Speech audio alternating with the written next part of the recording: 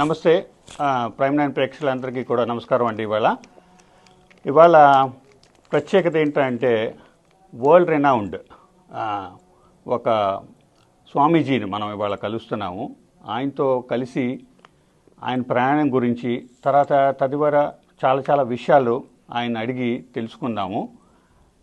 ఆయన ఎవరో కాదు, వరల్డ్ రెనౌండ్ శ్రీ గణపతి సచ్చిదానంద్ స్వామి గారిని ఇవాళ కలవడం జరుగుతుంది. ఎక్కడంటే డాలస్ మహానగరంలో విశాలమైన టెంపుల్, చాలా పెద్ద టెంపుల్. ఇది చాలా చిన్నగా స్టార్ట్ అయిన టెంపుల్ ఒక మహారక్షంలాగా పెరిగింది. దానికి కారణం ఎవరో కాదు, మన స్వామీజీ గారే.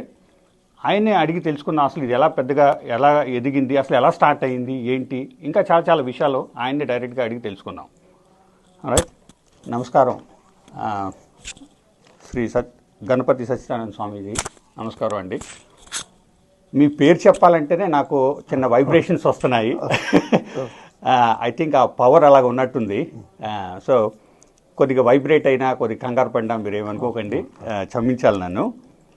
అయితే నేను ఇవాళ కొంతమందిని కలవడం జరిగినప్పుడు అందరూ కూడా జై గురుదత్త, ఓం జై గురుదత్త అని చెప్పేసి అంటున్నారు సార్.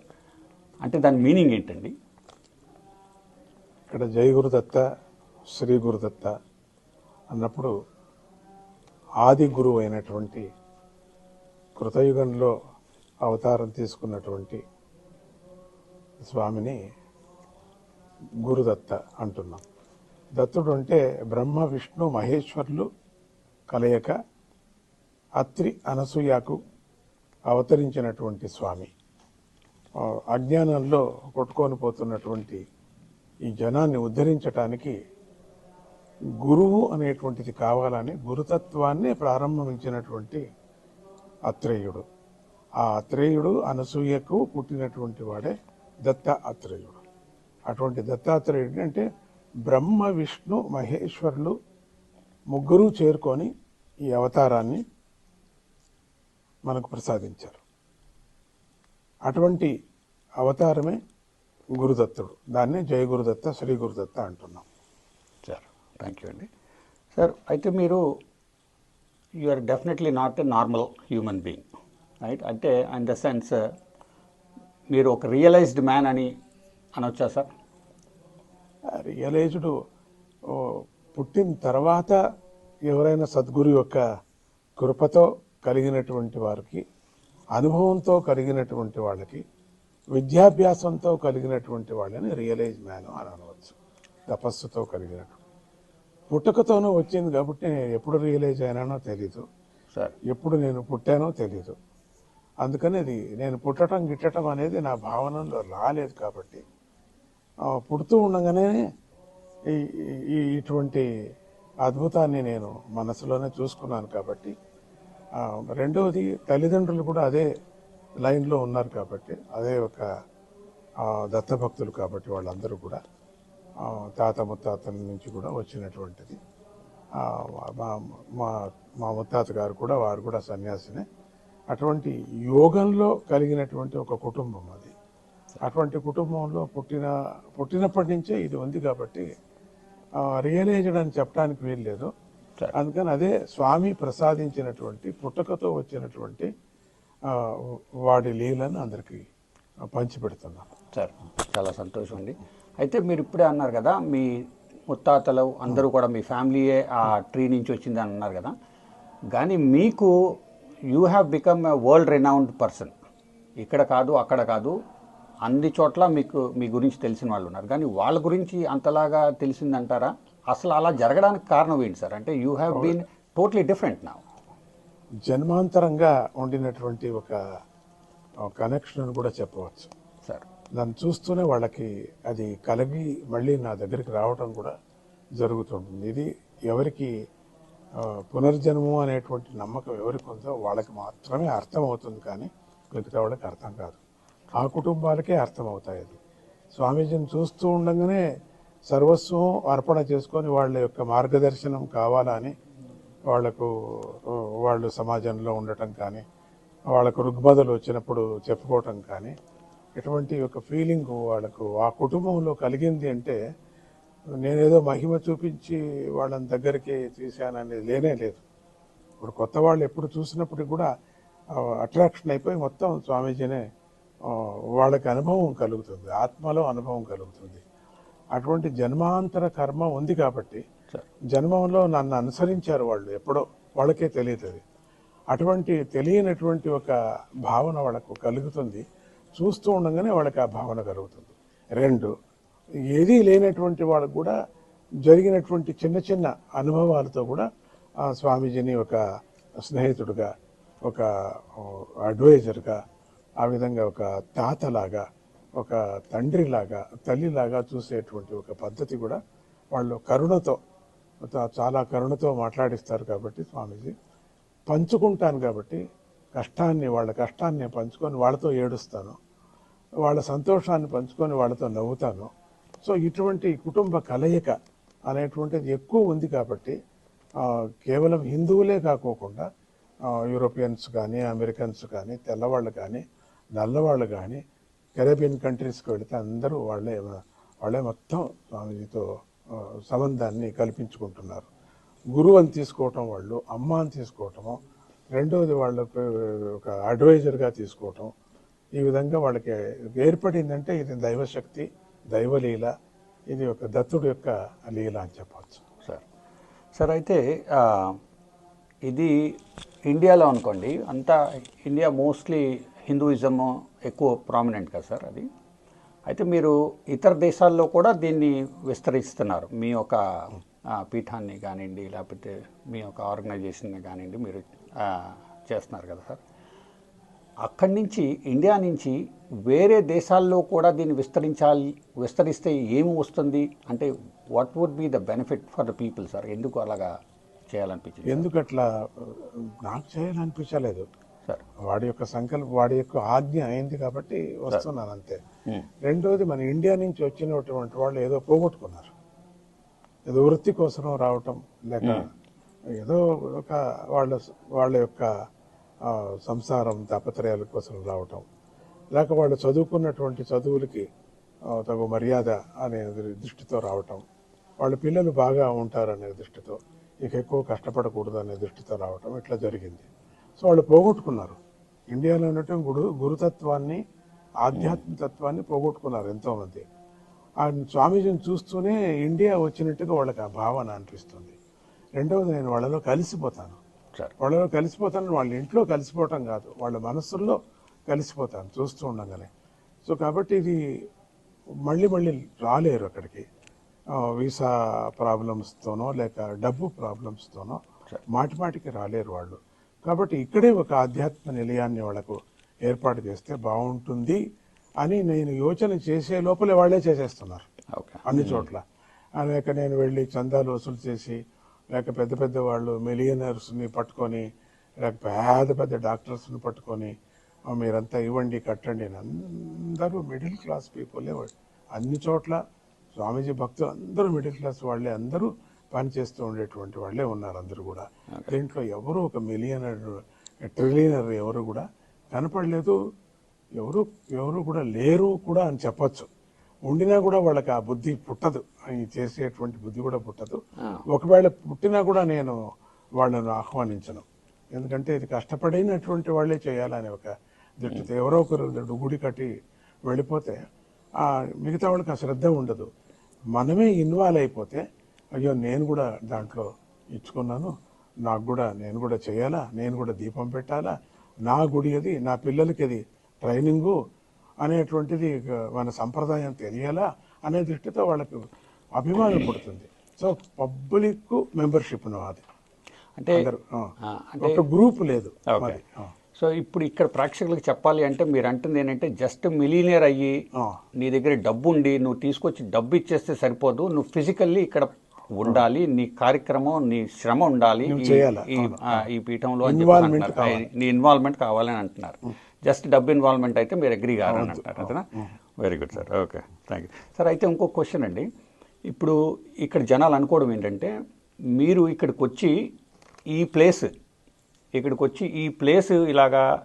ప్లేస్ ఇలాగా సస్యశ్యామలం అయిపోతుంది, Frisco east side of the Frisco అగ్రహారం అయిపోయింది. అగ్రహారం అయిపోద్ది అని చెప్పేసి మీరు అంటే అప్పుడు జనాలు వచ్చి ఇక్కడ ఇల్లు కొనుక్కోవడం, ఈ టెంపుల్ ఇక్కడ కట్టడం అది జరిగిందట. అది నిజమేనా సార్? అది నిజమే. రెండవది, ఒకప్పుడు వచ్చినప్పుడు అసలు ఈ డాలాసే మనం వచ్చినప్పుడు డాలాస్లో అంతా ఈ ఈ ఈ ప్రాంతానికి వచ్చినప్పుడు ఎవరూ లేరు, ఏమీ లేదు ఇక్కడ. అప్పుడు వచ్చి ఇక్కడ చుట్టేటప్పుడు ఈ వైబ్రేషన్స్ రావటం ఇక్కడ జరిగింది. పిల్లలకి చెప్పా, ఒక ఆర్డినరీ అబ్బాయికి, ఒక ఆర్డినరీ పిల్లలకి వాళ్ళు కేవలం 2 lakhs 3 lakhs తీసుకునేటువంటి సంవత్సరానికి ఆ డబ్బు తీసుకునేటువంటి సంపాదన చేసేటువంటి కంప్యూటర్ పిల్లలు వచ్చారు ఇక్కడికి, చాలా మంది వచ్చారు. వాళ్ళందరికీ పేరు పెట్టింది నేనని. ఒక అబ్బాయికి చెప్పాను, ఇక్కడ 10 ఎకరాలు కొనండి చాలు, ఇంకెక్కువ వద్దు మనకు, పెద్ద పెద్దగా అంత సంస్థ చేయడానికి నాకు ఇష్టం లేదు, కేవలం ఆధ్యాత్మిక నిలయం కడదామని. చాలా కష్టం 10 ఎకరాలు కొనటం అనేది, అప్పట్లో చాలా కష్టం అది. చెప్తే మిలియనర్స్ ఉండాలా, లేరు మనకు. మీరే చేసుకొని కష్టపడి మీరే చేయాలా, ఎవరిని ఎత్తకూడదు, ఎవరి దగ్గర వెళ్ళకూడదు, మీరే చేసుకోండి అని చేయటం. ఇక్కడ అగ్రహారం వస్తుంది, ఇదో ఇక్కడంతా ఇండ్లు వస్తాయి, ఇక్కడ ఈ ఇండ్లు వస్తాయి, ఇక్కడ ఈ భక్తులు వస్తారు, ఈ వీధి మందే అవుతుంది. అది ఏమీ లేదు, పొలాలు, అన్ని పొలాలు. అవును. ఇది ఎప్పుడు దాదాపు ఎప్పుడు సార్ జరిగింది? 2008 ఎంత శీఘ్రంగా అయింది చూడండి. 19 చెప్పడానికి వీల్లేదు నేను. 2008లో జరిగింది. ఇవన్నీ అగ్రహారాలు అయిపోతాయి, గంట కొడుతూనే అందరూ ఇక్కడికి వస్తారు. వీళ్ళందరూ, రెండవది ఇక్కడికి అన్ని ఫ్యాక్టరీలు వస్తాయి, అన్ని కంపెనీలు వస్తాయి, అన్ని కంపెనీల్లో కంప్యూటర్ పని అందరికీ దొరుకుతుంది. ఇదేం ఊరికే తమాషగా చెప్పింది కాదు, ఇది నిజంగా చెప్పటం. అన్ని కంపెనీలు ఇక్కడికి రావటం, మరి ఆ కంపెనీలో వాళ్ళందరికీ దొరకటం, ఎక్కడెక్కడ ఉండినటువంటి భక్తులందరూ స్వామీజీ స్వామీజీ స్వామీజీ అని. స్వామీజీ నేను వస్తే నేను పని ఇవ్వలేను కదా, వస్తే మేము మీ దగ్గరికి వస్తానంటే మీరు రాండి అని చెప్పొచ్చు, అంతేగాని వాళ్ళకి పని ఏమిటి? అదంతకదే ఆ ఫ్యాక్టరీలు ఏర్పడడం, చిత్రమైన ఫ్యాక్టరీలు ఏర్పడ్డాయి డల్లాస్లో. చిత్రంగా నాకు అప్పుడు వీళ్ళందరూ వచ్చారు, ఎమ్మెల్యే, ఎంపీస్, సెనేటర్స్ అందరూ వచ్చారు ఇక్కడికి. వచ్చి ఇక్కడ ఎవరు మీరు, ఏమిటిది? ప్రతి స్కూల్లో కూడా ఆ పిల్లలు వచ్చినప్పుడు తాతాజీ తాతాజీ అని పిక్చర్ రాస్తారు, మీకు ఇష్టమైనటువంటి ఎవరిదైనా పిక్చర్ రాయండి, గాడ్ది, దేవుడిది కానీ గురువుది కానీ అంటే అందరూ తాతాజీ అంటారు అని వాళ్ళు ఆశ్చర్యంగా వచ్చారు. వచ్చి ఇక్కడ ఈ అడవిలో ఏమిటి ఇంత ఇదవుతున్నది అని పటకటకటకటకటక పెరిగిపోయింది. 2008లో మీకు తెలుసు, ఇక్కడే ఉంటారు మీరు, ఇదంతా పెరిగిపోవటం, అగ్రహారం లాగా దీన్ని అయిపోవటం. అందరు ఎక్కడ చూసినా భక్తులే, జయ గురుదత్త జయ గురుదత్త. కొన్ని వేల మంది భక్తులు ఇక్కడ చేరుకున్నారు. ఇది పెద్ద గుడి, ఇప్పుడు చాలదు, ఒకప్పుడు చాలా పెద్ద గుడి అని ప్రసిద్ధి అయింది. 2008లో 2009లో చూడటానికి వచ్చేవాళ్ళు కేవలం, ఎంత పెద్ద గుడి ఎందుకు చూస్తామని. ఇప్పుడు ప్లేస్ లేదు, ఎక్స్టెన్షన్ చేయాలనుకుంటున్నాం, వేరే చోట వెళ్ళాలనుకుంటున్నాం, అందుకని ఫ్రిస్కోలో ఉండేవాళ్ళు మాత్రమే రావాలని ఇప్పుడు ఆ ఆర్డర్ ఇవ్వాల్సి వచ్చింది. లేనప్పుడు వచ్చి ఎవరో దర్శనం చేసుకొని వెళ్ళండి, అప్పుడప్పుడు వీకెండ్స్ లో మీకు లేదు, వీక్ డేస్ లో రావాలా, అట్లే చేస్తున్నారు కూడా. కార్ పార్కింగ్ స్థలం లేదు, స్కూల్లో పార్క్ చేస్తున్నాం, పెద్దగా ఇప్పుడు తీసుకోవటం జరిగింది. కార్ పార్కింగ్ 20 ఎకరాలు తీసుకోవటం జరిగింది. చర్చి వాళ్ళు చాలా సహకరించారు మాకు, క్రిస్టియానిటీ కానీ లేక వేరే మతం కానీ చాలా సహకరించారు. ఎందుకంటే అందరికీ వాళ్ళకి ఫండ్స్ కొంచెం ఇవ్వటం, వాళ్ళకి వస్త్రాలు ఇవ్వటం, మరి మన బెగ్గర్స్ అంతా వెళ్ళి వాళ్ళు మీరు బెగ్గర్స్ కాదు, మీరు భగవంతుడి పిల్లలు మీరు అని వాళ్ళకి అన్నం పెట్టడం, అన్నం వాళ్ళ కోసం వేరే వండి పెట్టడం. వాలంటీర్స్, మాకు పని వాళ్ళు ఎవరు లేరు, అంతా వాలంటీర్స్. నేను కూడా వాలంటీర్ చేశాను సార్. మరి మీకు తెలుసు కదా, అయితే మీకు తెలుసు కదా, అందరూ వాలంటీర్సే. ఓకే, మంచిగా రుచిగా చేయడానికి 2 వంట వాళ్ళని మాత్రం తప్పితే మిగతా వాళ్ళందరూ వాలంటీర్సే. ఈరోజు విపరీతంగా ట్రాఫిక్ ఉంది కాబట్టి పోలీసుకు చెప్పాల్సి వచ్చింది, కానీ లేకపోతే అది కూడా లేదు మాకు. వాళ్లే తెలుసుకొని వస్తున్నారు మేము సేవ చేస్తామని. వాళ్ళలో పరివర్తన, తెల్లవాళ్లలో పరివర్తన జరుగుతుంది. ఇది ఒక చిన్న ఇండియా, లిటిల్ ఇండియా లాగా ఫీల్ అవుతున్నాం. ఈరోజు మన ఈ యొక్క ప్రైమ్ టీవీ 9కి కూడా నేను చెప్పటం, ఈ లిటిల్ ఇండియాలో జరిగేటువంటి కార్యక్రమాలంతా అప్పుడప్పుడు మీరు చూస్తారు, ఇంక ముందు రాబోయే రోజుల్లో మీరు చూస్తారు. ఇక్కడ దీపావళి కానీ లేక నవరాత్రి కానీ వేరే వేరే పండుగలు కానీ అత్యద్భుతం, చిన్న ఇండియా లాగా జరుగుతూ ఉంటుంది. ఈ చిన్న స్థలంలో ఇంత పెద్ద కార్యక్రమం జరుగుతుంది. సార్ అయితే ఇప్పుడే మీరు చెప్పారు కదా చాలా సరిపోవట్లేదు, ప్లేస్ సరిపోవట్లేదు అని చెప్పేసి. అయితే అమెరికా మొత్తం దేశంలో ఇది ఒకటే ప్లేస్ అనుకుంటున్నాను నేను మీరు స్థాపించింది. ఇంకెక్కడైనా ఇప్పుడు స్థాపించే మొదట్లో స్థాపించింది ఇదే. దీన్ని చాలటం లేదనే ఒక దృష్టితో చికాగోలో ఒకటి స్థాపన చేయడం జరిగింది. ఆల్రెడీ స్థాపించేశారా? ఇప్పుడు అయిపోయింది. ఓకే. చికాగోలో ఒకటి జరిగింది. చికాగోలో కూడా స్థలం చాలటం లేదు. అందుకని చికాగోలో ఉండే వాళ్ళు మాత్రమే అక్కడికి రావాలా అని ఒక నియమాన్ని పెట్టి, మిగతా వాళ్ళు రావచ్చు లేదని కాదు, టైం చూసుకొని రావాలా అని చెప్పేసి న్యూ జెర్సీలో ఒకటి స్థాపన చేయడం జరిగింది. ఆల్రెడీ స్థాపించి అయిపోయింది. నేను ఇనాగ్రేషన్ చేశాను. అది కూడా ఒక చర్చ్. చికాగోలో కూడా ఒక చర్చ్, న్యూ జెర్సీలో కూడా ఒక చర్చ్. వాళ్ళకి ఇచ్చారు, వేరే వాళ్ళకి ఇవ్వరు. అది ఏమిటో తమాషా, అదంతా వాడి ఒక లీల. అక్కడ తీసుకుని వాళ్ళకి ఒకటి ఏర్పాటు చేయడం జరిగింది. తర్వాత ఇంకా అంత చాలదని చెప్పేసి వాషింగ్టన్ డీసీలో ఒకటి పెద్ద చర్చ్ ప్లేస్, ఒక 35 ఎకరాలు తీసుకున్నాము. అది భక్తులన్నీ తీసుకున్నారు వాళ్ళంతా. అక్కడ ఒకటి స్థాపన జరిగింది, జయలక్ష్మి మాత సెంటర్ అని చెప్పేసి. వాళ్ళకి అక్కడ మీరు ఇక్కడే చూసుకోండి అని చెప్పడం. తర్వాత తెల్లవాళ్ళందరికీ ఒకటి డిఆర్సి అని చెప్పేసి పిట్స్బర్గ్ దగ్గర 100 ఎకరాలు తీసుకున్నాం. అది 80 ఎకరాలు చిల్లర, 100 ఎకరాల వరకు. అక్కడ కేవలం మెడిటేషన్, ఈ పూజలు అదంతా ఏమీ లేదు. సర్వదేవత ఆలయం ఒకటి చేశాం. అన్ని దేవతలు ఉన్నారు అక్కడ. ఏం పూజ కూడా ఏం లేదు. నమస్కారం చేసుకురావటం, ధ్యానం చేసుకోవటం, వెళ్ళిపోవటం.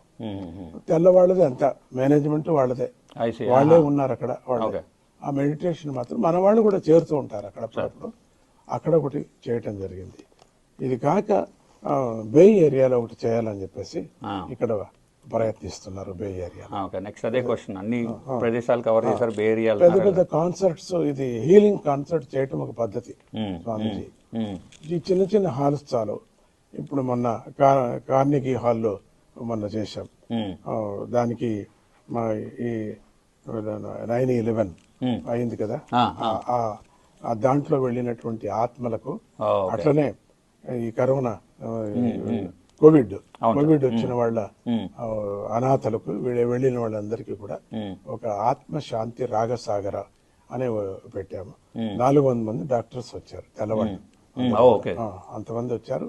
2000 మంది వరకు ఆ కార్నిక హాల్ పూర్తి నిండిపోయింది. అది చాలా అద్భుతంగా కార్యక్రమం జరిగింది.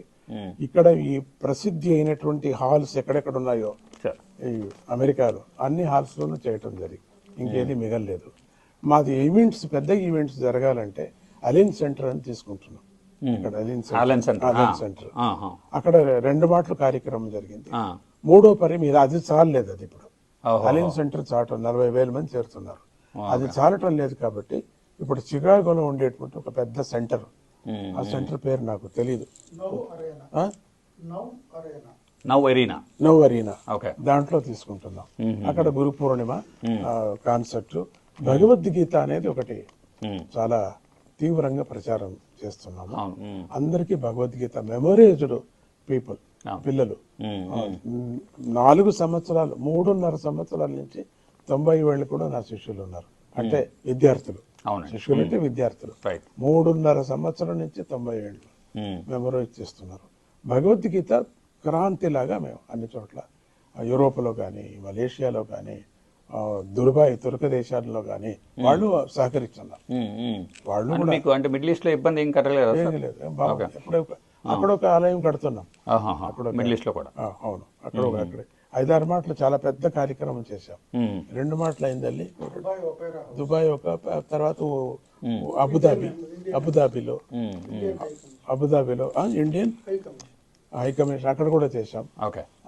మలేషియా, అది కూడా ఆ దేశమే కదా, అక్కడ కూడా సింగపూర్ పెద్ద దాంట్లో చేశాం. ఆస్ట్రేలియా. టైం ప్రకారంగా, అంటే ఎప్పుడు కాన్సర్ట్ చేయటం లేదు, సంవత్సరానికి ఇంత అని మాత్రమే. దానికోసం పండగలా కాచుకుంటారు, ఎప్పుడు వస్తుందా అది, డేట్ ఎప్పుడు వస్తుందా అని. ఎక్స్పీరియన్స్ మొన్న చేశాం ఇక్కడ, చాలా పెద్ద ఎక్స్పీరియన్స్. భగవద్గీత రిసైటేషన్ చేశారు. అది నిన్న శనివారం గా చేశాం ఇక్కడ.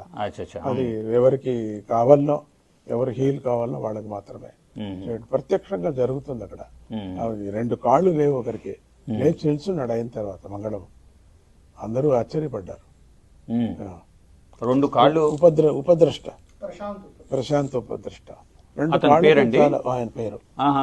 చాలా బాగానే ఉండినవాడు. ఏదో అయిపోయి పాపం ఏదో అయిపోయింది. అది మెడికల్ టర్మ్స్. అది వచ్చి కూర్చో, మంచి భక్తుడు. ముందే కూర్చోన్నా, ఇక్కడే ఉంటాడు సార్ ఆయన. ముందే కూర్చోనానే అన్న కూర్చున్నారు. అయిన తర్వాత లేచి మేము ప్రచారం ఏం చేయలేదు, అట్లంతా స్టేజ్కి తీసుకొని వచ్చేదంతా మేమంతా చెయ్యం. ఓకే మంచిది కానీ వెళ్ళు. కానీ అంటే ఇంత మంచి జరుగుతుంది అనుకోండి, ఇప్పుడు ప్రజలకి అంత ఎక్కువ ప్రచారం కాకూడదు, మళ్ళీ తట్టుకోలేనంటారా? అంటే ఇప్పుడు మీరు అలా చెప్పంగానే నాకు అనిపించింది, అతనితో మాట్లాడి అతనితో కూడా ఒక ఆ ప్రచారమే వద్దు మాకు. ఓకే మంచిదైతే చాలు సార్. అంటే అలా 10 మందికి ఇంకా మంచి జరుగుద్ది కదా అని నా ఉద్దేశం. ఎవరు కావాలో ఎప్పుడు నొప్పి వాళ్ళు ఎత్తుకొని వస్తారు. ఎక్కడ డాక్టర్ అని మౌత్ మౌత్ మౌత్ మౌత్ అది మంచి ప్రచారం. మౌత్ వెళ్ళింది మంచి ప్రచారం. Okay okay. మీడియా ప్రచారం మీద మీకు నమ్మకం లేదా? నమ్మకం కాదు, జనం ఎక్కువ అవుతారు. అదేలేండి, జనం ఎక్కువైతే వాళ్ళకు నేను నా టైమింగ్స్ ప్రొవైడ్ చేయలేను. అదేలేండి, ఎప్పుడు చేయలేను, స్వామీజీ నన్ను చూడలేదు అని నెగిటివ్ పబ్లిసిటీ అవుతుంది. కాకూడదు సార్. అయితే అసలు ముఖ్యంగా మీ దినచర్య ఎలా ఉంటుంది సార్? మార్నింగ్ లేచిన కాడి నుంచి రాత్రి పడుకునే వరకు మీ డైలీ ఎలా ఉంటుంది? అంటే నాకు ప్రతినిత్యము 1 అవర్ కానీ 40 మినిట్స్ కానీ స్విమ్ చేయాలి. స్విమ్ చేయలేకపోతే నేను ఉండలేను. Swimming swimming swing swimming swimming swimming swimming swimming చేయాల్సిందే. నేను రోజు గంట స్విమ్మింగ్ చేస్తారు? అవును అవును చేస్తాను. Very good. స్విమ్మింగ్ పూల్లోనే యోగాసనాలు డైలీ అక్కడే యోగాసనాలు వేస్తాను. అది పొద్దున 5 గంటలకి, అది 4:30 5 గంటలకి. దాని తర్వాత మెడిటేషన్ కాసేపు ఉంటుంది. దాని తర్వాత పూజ, శ్రీచక్ర అర్చన చాలా ప్రధానమైనటువంటిది అర్చన. ఆ అర్చన విధానాన్ని చేసుకోవటం. దాంట్లో అది కూడా అర్చన అంటే మూలికలతో చేసినటువంటి తీర్థాన్ని అభిషేకం చేస్తాం. దాని హీలింగ్ కోసం ఎవరు ఉంటారో అప్పుడు తీర్థం వాళ్ళకి ఇవ్వటం జరుగుతుంది. అది హీలింగ్. అది తర్వాత కాసేపు అంతట్లోపల వీళ్ళు జనం ఎవరైనా వస్తే వాళ్ళతో మాట్లాడటం కూడా జరుగుతుంది. సార్ బ్రేక్ఫాస్ట్ ఏం చేస్తారు సార్? బ్రేక్ఫాస్ట్ ఇడ్లీ, అప్పుడప్పుడు మంచి ఆరోగ్యానికి బాగుంటుందని ఇడ్లీ, ఒక ఇడ్లీ 1.5 ఇడ్లీ అంతే, ఎక్కువ లేదు. అంతే బ్రేక్ఫాస్ట్? అంతే. ఇంకా దాంతో పాటు కాఫీ, టీ అలాంటివి ఎంత ఏమీ లేదు. తర్వాత మధ్యాహ్నం కొంచెం మిల్లెట్ భోజనం. మిల్లెట్ భోజనం, ఓకే. అది రాత్రికి మళ్ళీ ఒక ఇడ్లీ కానీ ఒక చిన్న ఆరోగ్యకరంగా ఒక దోశ కానీ, అంతే. Okay. Dosa with oil? No oil sir? Without oil. Without oil, okay. And the reason I asked is అంటే పీపుల్ తెలియడానికి, ఆరోగ్యానికి సార్. అంటే మీ ఆరోగ్య సూత్రాలు తెలిస్తే జనాలు పాటిస్తారనే ఉద్దేశంతో ఆ క్వశ్చన్ చేశాను. మిల్లెట్ మాత్రం ఎక్కువ తీసుకుంటాం. ఓకే.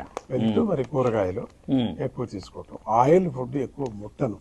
ఓకే. అయినా కానీ ఎవరైనా ఇంటికి వెళ్ళినప్పుడు తప్పితే మిగతా తప్పుడు ఆయిల్ ఫుడ్ అనేది సాధ్యమైనంత వరకు అవాయిడ్ చేస్తాం.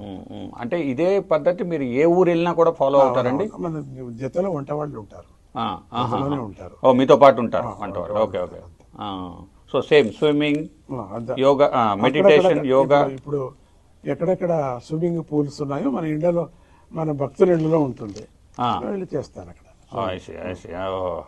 వెరీ గుడ్, చాలా ఇంట్రెస్టింగ్. అన్ని చోట్ల ఉంది స్విమ్మింగ్ ఇప్పుడు. అవును, నేను ఏ ఊరికి వెళ్ళినా ఉంటుంది స్విమ్మింగ్ పూల్. Okay okay. ఇండియాలో కూడా కొంతమంది కట్టేశారు, బాగుంటుంది, స్థలం దండిగా ఉంది అని చెప్పేసి. అదేలేండి. Very good, very good. చాలా మంచి లైఫ్ స్టైల్ మీది. ఇది ఎవరికి తెలియదు, ఇదే ఫస్ట్ టైం దీంట్లో నేను చెప్తుంటా. అవునా? Thank you sir. Life style. Thank you అండి. అయితే మొన్న మీరు తిరుపతి వెళ్ళారు 3 నెలల క్రితం, రైట్ సార్? నేను అక్కడ చూశాను మీ స్పీచ్, చాలా బాగుంది, చాలా బాగా చెప్పారు. అంటే నేను కూడా ఎప్పుడన్నా తిరుపతి వెళ్ళినప్పుడు జనాలు తోసేయడం ఇవన్నీ చూసి నాకు కూడా చాలా బాధ అనిపించేది. అదేంటి ఎక్కడి నుంచో వస్తున్నాం, ఇప్పుడు నేనే కాదు, నేను తర్వాత విఐపి దర్శనం ఘాట్లకి వెళ్ళాను, సో నేను ఎస్కేప్ అయిపోయాను. బట్ చాలా మందికి ఇది జరుగుతుంది అని చాలా మందితో మాట్లాడినప్పుడు కూడా అన్నారు, అరే ఎంతో దూరం నుంచి వస్తాము, ఎంతో కష్టపడి వస్తాము, మమ్మల్ని ఒక్క క్షణం చూడనివ్వరు, పుష్ చేసేస్తారు, తోసేస్తారు, రకరకాలు జరుగుతాయి అని చాలామంది బాధపడుతూ సరే దేవుడి దగ్గరికి వచ్చాం కదా అనుకున్న వాళ్ళకి మీరు చాలా మంచి సందేశం ఇచ్చారు. అల్టిమేట్లీ మీ అందరికీ కావాల్సింది ఏంటంటే ఆ ఒక్క క్షణం మీరు దేవుని చూడండి చాలు మీకు అని చెప్పేసి మీరు మంచి సందేశం ఇచ్చారు సార్. చాలా బాగుంది ఆ సందేశం, రైట్. అయితే ఆ వచ్చిన భక్తులందరికీ మీరు సందేశం ఇచ్చారు, మంచి సందేశం ఇచ్చారు. దట్ మీరు ఫోకస్ చేయవలసినది ఆ వెంకటేశ్వర స్వామి. మీరు తిరుమల గురించి మీనింగ్ కూడా చాలా బాగా చెప్పారు, చాలా బాగుంది ఆ స్పీచ్, నేను విన్నాను. అయితే నా క్వశ్చన్ మీకు ఏంటంటే సార్, మీ సందేశం తిరుమల తిరుపతి దేవస్థానం పైనుంచి కింద వరకు చూస్తే అందరినీ చాలా కరప్టెడ్ ఉంది సార్. అది మనకు నచ్చినా నచ్చకపోయినా అది వాస్తవం. వాళ్ళకి ఏమైనా సందేశం ఇస్తారా సార్ మీరు? ఏం లేదు, దేవతా సన్నిధికి వాళ్ళు రావటమే వాళ్ళ అదృష్టం. ఆ అదృష్టాన్ని సద్వినియోగం చేసుకోండి అని అక్కడ ఉండేటువంటి ప్రతి ఒక్కరికి జవాబుదారీగా ఉండే వాళ్ళకి నుంచి చిన్న పని చేసే వాళ్ళకు కూడా అదే నేను చెప్తూ ఉంటాను. అది వైకుంఠం, ఒక ప్రత్యక్షమైనటువంటి దేవతా వైకుంఠం మన హిందూ ధర్మంలో. అక్కడనే పరమాత్ముడు కలియుగంలో మొదటి కలియుగంలో అక్కడ ప్రత్యక్షంగా ఉండినటువంటి స్వామిని. అందుకని అటువంటి స్థలంలో మీకు ఉద్యోగం దొరికింది కాబట్టి దాన్ని సద్వినియోగం చేసుకోండి అని వాళ్ళందరికీ నేను చెప్తుంటాను. ఉద్యోగం చేసుకోండి. ఇప్పుడు జీవితం ఎక్కడైనా బతకచ్చు, ఎక్కడైనా డబ్బు సంపాదన చేసుకోవచ్చు, ఎట్లయినా చేసుకోవచ్చు.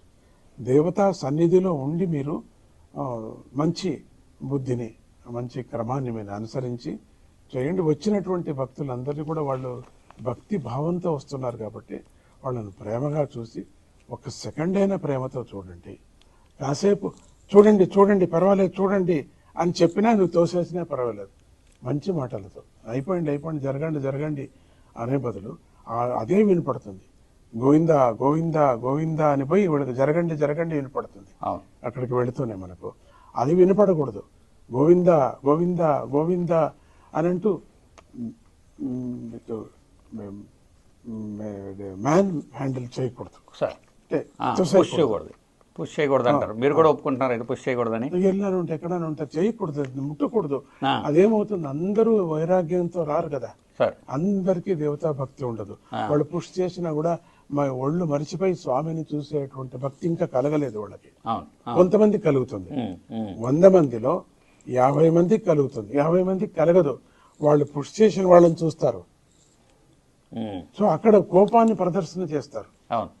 వీళ్ళు వాళ్ళకి దేవుడి ముందర కోపాన్ని ప్రదర్శన చేసేటువంటి స్థితిని మనము స్టాఫ్ మెంబర్స్ కలిగించకూడదు అని చెప్తూ ఉంటారు వాళ్ళకి. అక్కడ వాళ్ళ ఆ రీతి మనస్సు రాకూడదు వాళ్ళకి. చూడండి అని కావాలంటే కొంచెం జరుపుకోండి అని చెప్పచ్చు. చూడండి స్వామిని చూడండి, స్వామిని చూడండి, ఒక క్షణమైన స్వామిని చూడండి చెప్పాను వాళ్ళకి. కొంతవరకు చేస్తున్నారు, మళ్ళీ ట్రాన్స్ఫర్ అయిపోతూ ఉంటారు, ఏదో జరుగుతూ ఉంటుంది. చూడండి స్వామిని అంటే ఎంతో ఆనందం. అవునండి, అవును. అది కొంచెం మార్చుకోండి అని చెప్పాను. అది ఓకే, థ్యాంక్ యూ. మళ్ళీ ఇదే మెసేజ్ మా ఛానల్ ద్వారా ప్రజలకి అందించినందుకు చాలా చాలా సంతోషం అండి. అయితే మీ యొక్క ఇంట్రెస్ట్ నాకు ప్రజలు చెప్పింది ఏంటంటే బర్డ్స్ మీద స్పెషల్ ఇంట్రెస్ట్ ఉంది అని చెప్పేసి. మీకు పక్షులకి ఏంటి కనెక్షన్ సార్? పూర్వజన్మ నుంచి నాకు ఆ కనెక్షన్ ఉంది. ఎందుకంటే సంగీతంలో సరిగమ పదని స్వరాలు ఉన్నాయి కదా. సా అంటే సాగరం, మనమంతా సాగరంలో పుట్టిన వాళ్ళు. ఫస్ట్ జీవీలుగా ఉన్నాం మనం, జలచరలంగా ఉండేవారు. ఋతు మీద పుట్టిన వాళ్ళు అంటే భూమి మీద తిరిగిన వాళ్ళు. అక్కడి నుంచి ఇంప్రూవ్మెంట్ అయిపోతుంది. భూమి మీద అంటే ప్రాణులుగా, మళ్ళీ మనుషులుగా కూడా పుట్టుతున్నాం. అక్కడి నుంచి సరి గగనచరులుగా అయిపోతుంది మనం జీవితం. గగనచరు అంటే పైన ఎగిరేటువంటి సరిగ్గా. తర్వాత మనిషిగా పుడుతున్నాడు, సరిగా తర్వాత పరమపురుషార్థం సాధించటానికే మనిషి జన్మం, మజా చేయటానికి కాదు. ఇది మళ్ళీ నాలో చేరుకోని ఇస్తున్నాడు. ఎన్ని జన్మల్లో నువ్వు అయిపోయావు, ఇప్పటికైనా నువ్వు నాతో చేరుకో, మళ్ళీ జన్మ ఇస్తూ ఉంటాడు. అది పరమపురుషార్థం. దానము ధర్మము నువ్వు చెయ్యి అని నివృత్తి నివృత్తిగా మార్గాన్ని పట్టు. నివృత్తి మార్గాన్ని పట్టిన తర్వాత సాయుధ్యం పొందు. ఇది సరిగమ పదనిస ఒక తత్వం, అది చక్రం. అది అంటే గగనచరుడు, అంటే నెక్స్ట్ వాళ్ళంతా మనుషులుగా పుడతారు.